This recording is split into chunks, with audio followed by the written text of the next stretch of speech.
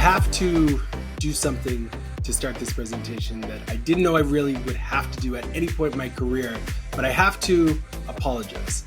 I have to apologize on behalf of all of the marketers around the world. I have to apologize for my own behavior, for creators, for strategists, for agencies. I have to apologize because for the last few years, agencies have set SaaS companies up for failure. I am so sorry. I'm sorry to say it, but it is true. Over the last few years, we've gone through a period in which a lot of agencies have gone out and they've been told to come up with content strategies for their clients. And essentially what they've been met with as it relates to their actual strategies is a strategy like this. It just says, create blog posts, write blog posts, create a few blog posts here and there. And I will tell you, I am not a saint. I too was in this same situation circa 2014, telling all of the world that you just need to write blog posts. That is a successful content strategy. Write blog posts, create blog posts, and the world will be yours. And because of this, the world listened. And the world has got to a point where today, marketers all over the globe are saying, we want to thrive in this commoditized market. Us SaaS companies need to thrive. We need to win. And they were preaching at the top of their lungs about blogging and creating content. But essentially, this is what their content strategies look like. It's nothing more than a blogging calendar. And this is a major, major mistake. And some of you might be thinking, wait, Ross, you run a content marketing firm that helps content be created. You work with SaaS companies all over the world to help them run content marketing engines. Are you telling us that we shouldn't blog if we want to stand out? No, that's not what I'm saying. Because you can look at a ton of different brands who have blogged their way to success, whether it's Masterclass, and 99% of all of their organic traffic is coming on the back of blog posts. Whether you look at Casper.com, they're creating a ton of content, 1.2 million monthly visits, all to their blog. I'm not saying that you shouldn't blog. I'm not saying that if you want to stand out, blogging is not the strategy for you. But what I'm saying is that more organizations across SaaS need to start thinking like a media company. And now I know what some of you are thinking. You're like, oh boy, here we go again. Another person telling us to think like a media company. I hear you. And I too believe that a lot of that sentiment, a lot of this idea of thinking like a media company is somewhat displaced, because look at the newspaper industry, right? Look at one of the most successful media companies in the world. They are laying off their people left, right, and center. It's the trend, right? So to tell you to think like a media company would probably be a major mistake. So I'm not going to do that. I'm not going to tell you to do that. What I'm going to tell you to do is to think differently. A lot of organizations will invest into content marketing by just blogging. And the reality is, this is why they fail. They fail because they don't actually embrace the idea of marketing. Marketing at its core is the act of distributing the stories. Some of you have already written enough blog posts to last you for the next 2 years. Don't write anymore. Start marketing the content that you've already created in. Stop making the ideas that you have to constantly create content and start thinking like companies like Masterclass. These are the modern media companies that you should be striving to emulate, where they create a piece of content and then they start to distribute it across a wide range of different channels. Or you take inspiration from companies like Glassdoor, who realize that content marketing isn't just blog posts. They don't fall into that trap. They don't have agencies just sending them a Notion file with a whole bunch of blog posts listed out and they're saying, that's our content strategy. No. They think holistically, and that is the way that you stand out in a commoditized market. That is the way that you win today. You have to start making sure that blogging is one element of an overarching content marketing strategy that is a whole lot more holistic, that is filled with a wide range of different things. When you look at Glassdoor and the success that they've had, it has come on the back of PR, email, ebooks, white papers, government affairs, social, and all of these things are supported by content. All of these things are supported by content. A great content engine goes beyond a list of blog posts. A great content engine recognizes that you can develop in-depth research surrounding your industry. You can interview people and turn that into data that becomes social posts, that becomes white papers, that become press releases, that ultimately lead you to having conversations with industry leaders and sometimes even global leaders. Those are the things that you want to do. When you look at Glassdoor and the content that they're creating these industry awards where they're celebrating the top CEOs. What do you think that is? Do they do it out of the goodness of their heart to celebrate the CEOs who are getting a lot of high positive reviews? No. They do it because they know it's going to generate press. They do it because they know every single year that a CEO is named one of the top CEOs, they're going to tweet about it. Their company's going to tweet about it. They're going to put it on their LinkedIn. They're going to create a press release, and they're going to give them a backlink to it. And this is why I am telling you that blog posts are not enough to stand out in the world of SaaS. We need to take inspiration from the past, and we need to start investing time and energy and thinking holistically. We need to think about a framework that is a whole lot more than just creating blog posts. And it starts with 4 simple steps: research, create, distribute, optimize. And my goal today is to dive deeply into each of these sections so you can understand how to research great content that you should be developing if you want to stand out, how to create it, distribute it, and optimize it. Let's jump into it. So before I do that, I want to share with you a simple reality. A lot of organizations don't distribute their content. They press publish on their pieces and they think that's the end of the day. It's not. At Foundation, one of the things that we invest heavily with a lot of our clients every single time that we deliver a blog post, we pair that with distribution because we recognize that you can get 10x more views on that content when you distribute it. It's not enough to just press publish, and the media companies that we emulate should be more like Disney and less like the traditional newspapers. Newspapers originally had distribution at the doorstep. Literally at your doorstep, they would drop off newspapers. That's great distribution. They lost it in the digital age. And you too are now competing in a digital age. And you need to think holistically, like organizations like Disney. You need to think about how they've been able to leverage Marvel and spread that story with so many different types of content and formats with different levels of messaging. You need to think like Marvels and video games. You need to think differently. The old way doesn't work. You can't just throw a writer, an editor, an SEO into the mix and say that this is going to be successful. No, you need more parties to be involved. You need developers, you need distributors, you need outreach, you need finance, you need a writer, an editor. We need to stop thinking that this is something that can be done in a silo. We need to start thinking about this entity with this engine within our companies as being a piece of the puzzle that can ultimately lead to a thriving business. And when our powers combine, when you bring all of those people together, from creation to research to distribution and budget, you can unlock some amazing returns. And it comes down to, again, us making the decision as founders, as leaders, as entrepreneurs, as creators, as strategists, as marketers, to be okay with the idea of putting marketing back in content marketing. Because for far too long, we've gone down a path where content marketing just means writing blog posts. Content marketing is the idea of pressing publish on a whole bunch of blog posts and hoping that it ranks. It's not enough.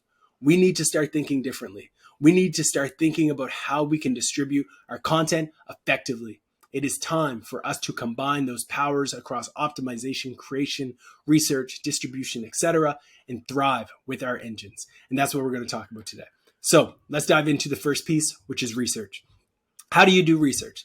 One of the first things that I want you to do when you're thinking about research and you're trying to figure out what content you should create if you're looking to stand out in your industry is think about things like keyword research, social research, community research, SERP research, backlink research. There's so many different facets of research that you should be doing up front to better understand what your market should look like. I saw this great post, this great piece from Lydia, a marketer who I believe has been in this space for a long time. And she created this framework where she showed how to do benchmarking from brand to brand. And this is the way that you should be thinking. Benchmark your brand versus competitors. Use tools like Stat by Moz, where it gives you the ability to look at a holistic view of how you're doing as it relates to in comparison to your competitors. Dive in and really start to see who's ranking higher than us for different keywords, who's getting the vast majority of the backlinks in our industry. It's through these benchmarking efforts across social, across SEO, across conversion rate optimization, across spend and share of voice, etc., that you can better understand what you should do. And then dive into search intent as well. Understand why people are typing in the things that they're typing. Do the research on channels like Reddit and see what people are saying in these communities on topics that are related to your industry. Do a reverse site search on Reddit and look for and identify the most popular pieces of content that have been created by your competitors and then use that for inspiration, because now you know that these sites, these types of pieces have content market fit. This is one of my favorite things to do on Reddit. You go into a subreddit where your audience is spending time, you sort that content by top post, and whatever shows up is going to be content that has essentially content market fit. And you want to use that as an insight that this is the type of content that you need to create. And then you use that to develop that type of piece in the future. But you also want to look at content inside of communities. Jump into a Facebook group, jump into a LinkedIn group, and try to discover and see what content is generating the most likes, generating the most comments. Again, this is the research that you do up front to identify the things that you should create in that next chapter. You don't just create blog posts, folks. You don't just write blog posts because you saw that in a Facebook group somebody was talking about TikTok. No, you start thinking, can we create a blog post about it? But can we also create a video about it? Can we create a webinar? Can we create graphics? Can we do a report on the shift between going from Reels to TikTok and this shift happening amongst your target audience? You have to think about different types of content because your audience is going to be on different types of channels. And then you start to create it. You can take inspiration from organizations like NerdWallet, and you can understand that they start to identify different sections, different topics that they should be creating content about. And then you go out and you start to create content that falls into these categories. And what you're able to do by doing this is you're able to establish what I would call a content moat. A content moat is an advantage that you will have from creating content on a topic where you can dominate the SERP, just like organizations like Stripe have done. But Stripe didn't do it with blog posts. No, blog posts aren't what's generating Stripe's vast majority of their traffic. It's documentation. And if you are in the space where you're serving a technical audience, when you're serving engineers, this is something that you should consider as well.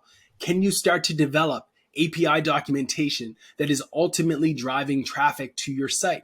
You can only figure this out, folks, by doing the research, by understanding the things that your audience is typing into Google. And if you look across Segment, MailChimp, GitLab, Shopify, all of these different companies, you'll see that on a monthly basis, these brands are generating $14 million worth of organic traffic. That is not blog posts. That is amazing. And you can do that by embracing research. And maybe your research would show you that more and more audiences are actually spending time on YouTube as well. And if you can get that insight before your competitors, you might realize that there's an opportunity for you to take that documentation material, repackage it, repurpose it, and share it on YouTube as well. And when you do that, you might be able to have the success that Shopify devs have had, where they've generated 1.8 million views on the back of it. Again, it's not blog posts, it's amazing. And this is an opportunity that you need to embrace. There's tools like Content Harmony that will allow you to have a more streamlined process for creating great content. There's the reality is you can only create so much content, but instead of kind of getting fatigued every single day trying to come up with new ideas, you can leverage a tool like Content Harmony, which will tell you what content is already showing up in Google Images. And when you do that research and you start to think, oh, maybe we can create infographics and visuals that are also going to rank in Google, that can also be shared on LinkedIn, you will start to understand that a content marketing engine doesn't need to just be blog posts, because there's a ton of different types of content that you can create. And not all content that you invest in, and I say invest in because it is an investment, right, are created equal. The same way that somebody who has a different time horizon is going to invest in different types of stocks and bonds and crypto, etc. You as a business should be thinking the same way. Every type of content that you can invest in is going to have a different level of risk associated with it. It's going to have a different level of return associated with it. And when you realize this, hopefully, you'll start to make your investment into different content assets appropriately and accordingly. Should you be investing in sales enablement content? Should you be investing in SEO content? Should you be investing in a podcast? All of the answers to these questions will depend on your industry, and it will depend on the content research that you do up front. Don't let someone tell you that all you have to do is blog to succeed in your market today, because a lot of times those blogs are going to be very similar to your competition. And essentially, you're all going to be saying the same thing to the same audience, and it's going to be further commoditized in the space. But once you do start creating content, and some of it might be blog posts, it's time to distribute it. This is where you want to create a piece of content once, but distribute it forever. This is what typically happens when most brands press publish on a piece of content. They prepare, They get all excited internally. They talk about how this piece is going to help them. They've briefed their team. Their writers have created it. A designer added some great imagery. They launch it by sending out a tweet, maybe sending it out to their newsletter. They share it on Facebook, LinkedIn, etc. And then it's a flop. It no longer gets traction thereafter because they just forget about it. And maybe 24 months later, they'll remember to update that content and maybe maintain it a little bit. This is the new way. Smart brands recognize that you launch your content, you share it on your primary channels, you then look at high growth opportunities where you might embrace communities, influencers, groups, and you strive to maintain momentum. You continue to share that content on the same channels that you did 2 weeks ago. And then you go into niche channels. You celebrate the idea of spending a little bit of money to get more traction on your content. So you embrace paid media. You then repurpose your content. You reshare that content over and over again. You measure the success, and 6 months later, you update the date, you update new stats, new graphics, new content. You embrace the idea of distributing a piece that is now refreshed, and you continue to do that over and over and over again. This is how smart brands operate. This is how the modern media companies think. This is the same way that SaaS companies that really do want to have thriving content engines are going to think as well.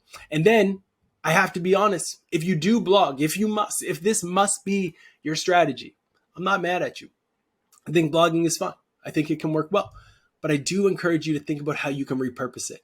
Take that blog post and turn it into a LinkedIn article. Take that LinkedIn article and turn it into a YouTube video. And take that same YouTube video and embed it inside of a blog post that goes up on another channel that you then contribute to another website so you're able to capture the traffic to that.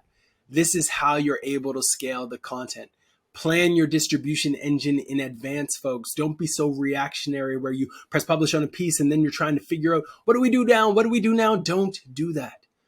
Create once, distribute forever. Plan the ways in which you're going to distribute your content in advance. And think strategically about distribution beyond the asset. Because distribution isn't just repurposing. It's not just promoting an asset. It's also finding ways to kind of partner with other people. Because we exercise and recognize that there's opportunities that might already exist within your SaaS company today. What do I mean by that? Let's say you're Slack, and let's say you're trying to expand your growth and you have partners that have already integrated with your product. These are great business opportunities. These are business opportunities that you should leverage with the purpose of marketing. If I'm Slack's marketing team, I'm going to look at everybody who we're integrated with, and I'm going to see if their website ever mentions us. And if it does, I'm going to ask them to link to our site because of it.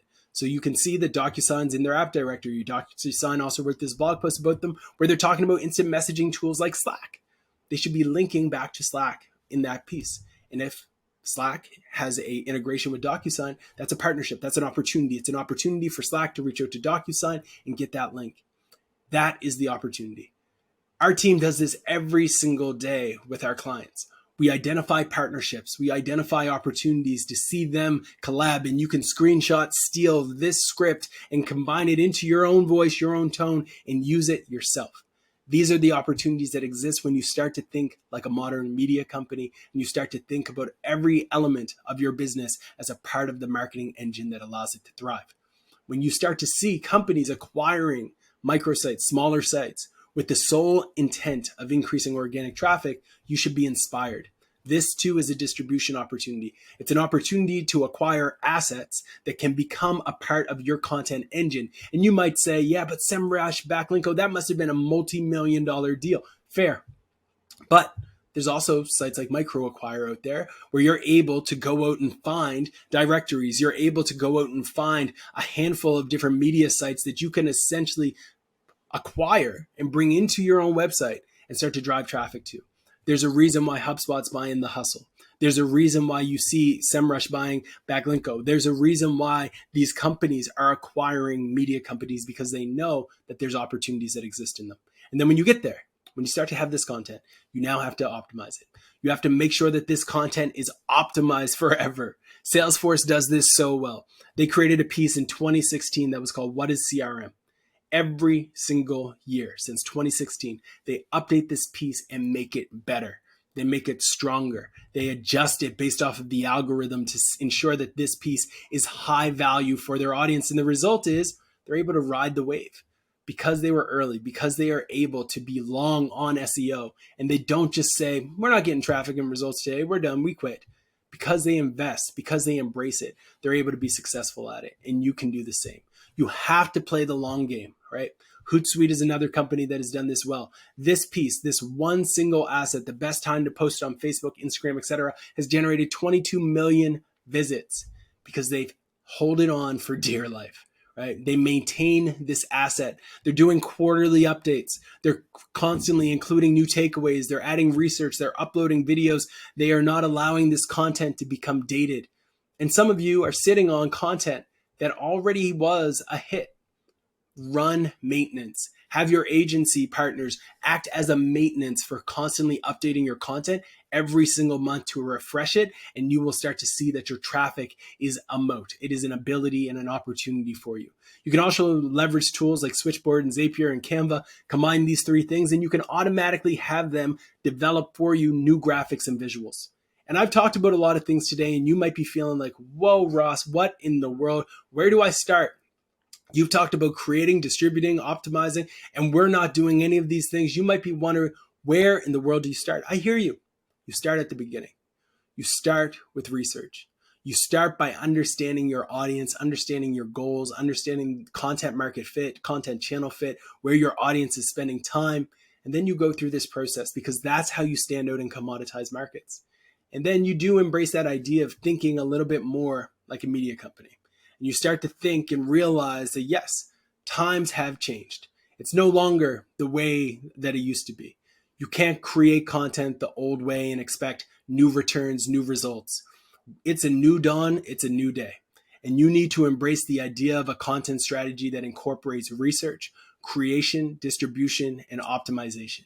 And of course, at the bottom of all of it, you need to have budget. You can't go into this thing alone, folks.